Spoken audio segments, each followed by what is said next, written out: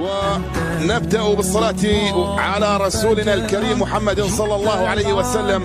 فصلوا على خير البشر. اللهم صل وسلم وبارك على محمد وعلى آل محمد، رسولنا النبي الأمي المبعوث رحمة للعالمين، خاتم الأنبياء والمرسلين، نور هذه الأمة وضياؤها، وشفيعنا يوم الحساب. أنت عند الحوض